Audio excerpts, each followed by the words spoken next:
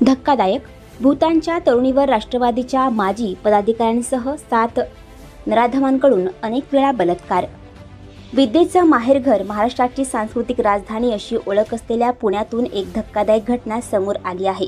भूतान देशाची नागरिक असलेल्या 27 वर्षीय तरुणीवर 7 जणांकडून सामूहिक लैंगिक अत्याचार केल्याने खळबळ उडाली आहे.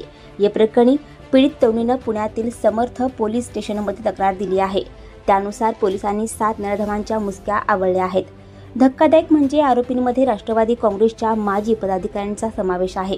शंतनू कुकडे असे आरोपीचे नाव आहे. मिळालेल्या माहितीनुसार पीडित तरुणी सन 2020 पासून पुण्यात वास्तव्य करते. पीडित बोधगया येथे आली होती. त्यानंतर ती शिक्षण आणि नोकरीच्या निमित्ताने पुण्यात आली. या दरम्यान तिची ओळख आरोपी ऋषिकेश याच्यासोबत झाली. ऋषिकेश याने त्या पीडित महिलेची ओळख त्याचा मित्र शंतनू कुकडे याच्यासोबत करून दिली. शंतनू कुकडे याने पीडित तरुणीची पुण्यात राहण्याची व्यवस्था करून दिली. तिला राहण्यासाठी एक घर दिले. त्याचबरोबर तिला शिक्षणासाठी आर्थिक मदत देखील केली होती.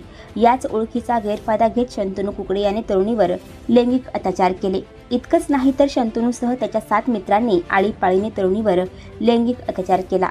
या प्रकरणी आरोपी शंतनू कुकडे यासह ऋषिकेश नवले, जालिंदर बडदे, उमेश शहाणे, प्रतीक शिंदे, ॲडव्होकेट विपिन बिडकर, सागर रासगे, अविनाश सूर्यवंशी आणि मुद्दासिर मेनन यांच्यावर गुन्हा दाखल करण्यात आला आहे.